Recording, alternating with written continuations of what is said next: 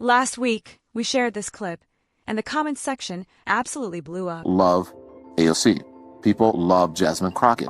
People love Eric Swalwell and the like. And I think that the Democratic Party should put the people out there who the people want. They should put the politicians out there who the people want, who they're asking for, who are meeting the moment with the same energy that they're not asking for AOC. Yes, they are. The people you party with No. The people I party with don't like AOC. Oh, please. No, they don't at all. Well, most people don't. But she's AOC very far left.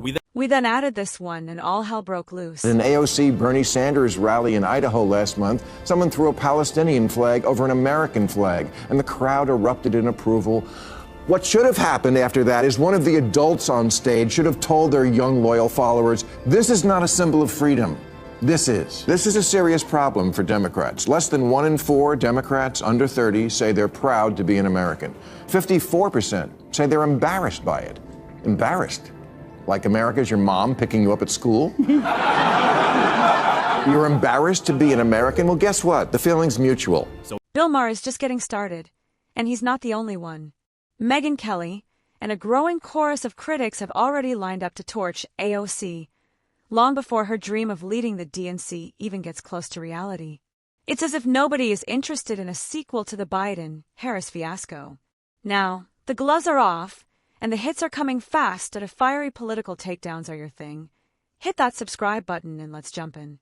As I mentioned earlier, frustration with the Biden-Harris administration is real, and the last thing people want is a rerun starring AOC. BillMaher explains why. 2020, the left got a little carried away.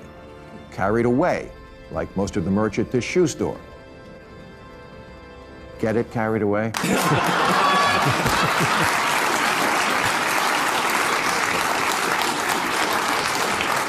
Once in a while, they need a lick. Looting was rebranded as justice shopping. We stopped arresting shoplifters. Anti-racist baby was a bestseller. Corporations took DEI to ludicrous lengths. We opened our hearts to all who wanted to come here, and then also our borders. Portland decriminalized all drugs, and Seattle set up a no-cop zone until they had to reverse course on both. Standardized testing was dropped until schools saw how dumb that was. And yet, the head of the teachers union in Chicago still maintains that testing is, quote, junk science rooted in white supremacy. And her union tweeted during COVID, when many Americans felt we could have gotten back to normal sooner, that the push to reopen schools is rooted in sexism, racism, and misogyny. BillMaher didn't just criticize the Democrats, he tore into them. And AOC wasn't spared. He called out their obsession with woke ideology, exposing how it helped lead to one of their most humiliating election defeats in modern history. Here's the telling part. Plenty on the left slammed Maher for turning on them, but not one of them called him a liar. Why? Because they can't. Everything he said about the far left was blunt, uncomfortable, and true. He warned that Kamala Harris was unelectable, that identity politics would blow up in their faces, and that Americans were exhausted by performative progressivism. And guess what? He was right. Kamala flopped. The Democrats got crushed. And now they act surprised. Instead of trying to cancel Maher or smear him as a traitor, maybe they should stop and listen. He's been speaking hard truths while the rest were lost in fantasy. Maher didn't abandon the left lost its way. About 1 in 4 students in the city are proficient in either math or English, and absenteeism is off the charts. The teachers there want a raise now, and look, I'm always all for all teachers always getting a raise everywhere. I hate kids. I can't imagine being around them all day.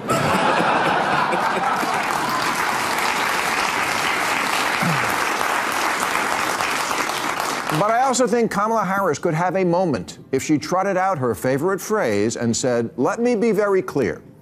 Our schools need to do better. I couldn't agree more. I said before that if Kamala Harris had the courage to stand up to the woke mob, she might have had a fighting chance against Trump. But she didn't. She chose performative politics over principle, and the results speak for themselves. Now AOC is walking the same doomed path. Instead of rolling up her sleeves and doing the hard work of governing, she's chasing cameras, retweets, and viral moments. It's all theatrics, flashy speeches, outrage performances, and ideological purity tests that push more Americans away than they bring in. The country is craving real leadership, not Instagram activism. And here's the danger. While AOC focuses on building her personal brand, she's neglecting the core responsibilities of her office.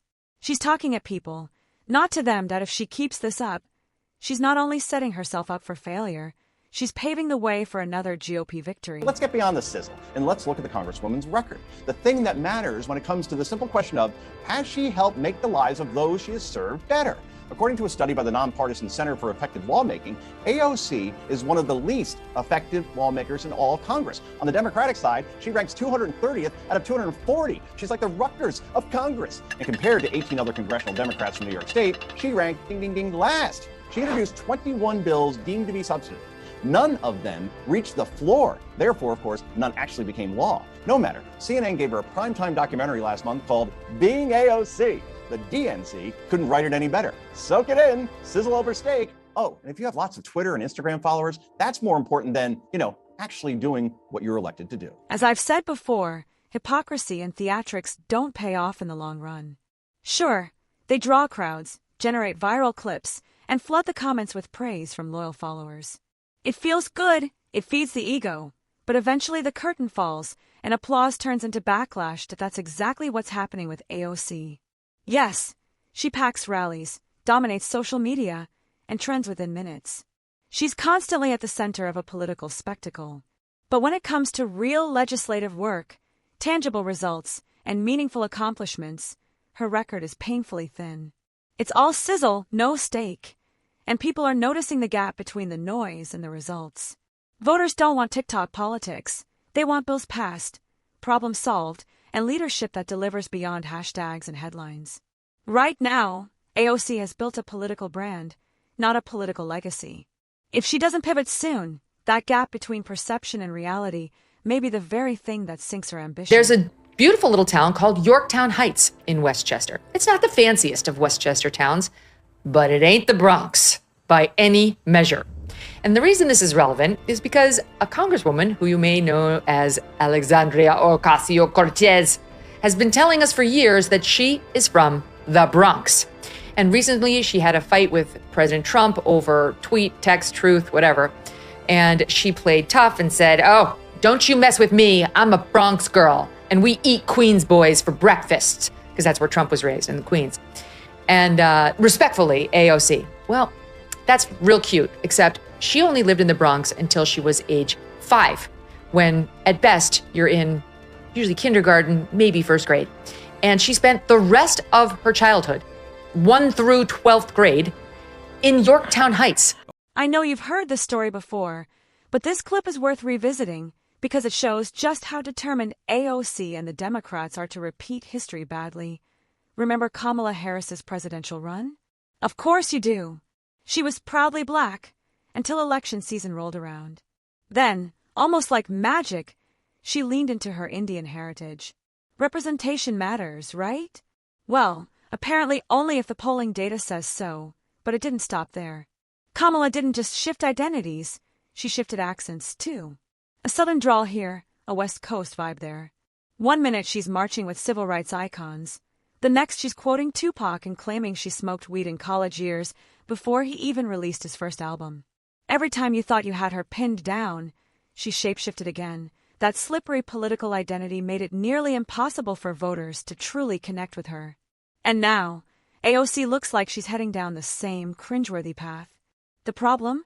Voters have seen this show before, and they're not lining up to buy tickets for the sequel. She's pretending to be a Bronx girl because she wants this to be part of her origin story, the same way as she wants now to be called Alexandria Ocasio-Cortez.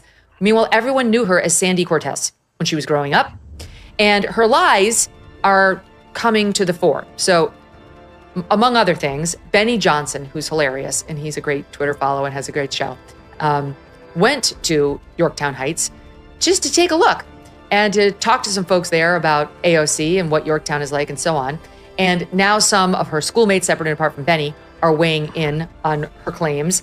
I'll get to the Benny thing in one second, but there was a piece in the New York Post talking about how she's embarrassing herself. She's embarrassing herself now with this Bronx girl claim. Actually, yes, she's pretending. And that's the problem. There's nothing wrong with being Sandy Ocasio from Yorktown Heights, a comfortable upper-middle-class suburb. No shame in that. But trying to cosplay as a tough, working-class bartender from the Bronx? That's where it all falls apart. You don't need to invent a rags-to-riches story to run for president. You don't need to sling margaritas or pretend you grew up dodging stray bullets to prove you care about Americans. Voters don't demand a background in hardship, they demand a backbone in leadership. What people want are real solutions: tackling inflation, securing the border, putting food on the table. Finally got to Yorktown Heights. Check out this beautiful entry to the city. Trees lining the road, some violins, mansions, beautifully manicured lawns, American flags. This looks like an awesome place to be from. You get out of the car and you find something like this. Welcome to the capitalist horrors of AOC's Yorktown Heights Patriot State Park. You can see here a Veterans Memorial Circle that's been beautifully tended and groomed with a lot of American flags and a lot of honor for our great nation. Really, just a terrifying place to grow up here. Capitalist swine trying to sell me rhubarb at this beautiful Meadows Farm farmers market that, like, you can just smell it. One man decided to visit Yorktown Heights for himself, and what he discovered left him stunned. The place was nothing like the gritty image AOC loves to project. Instead of urban struggle, he found tree-lined streets, manicured lawns, and quiet, upscale neighborhoods. It looked more like the backdrop of a Hallmark movie than the tough Bronx narrative she claims as her origin story, and that's the point. AOC wasn't raised in the Bronx the way she wants you to believe.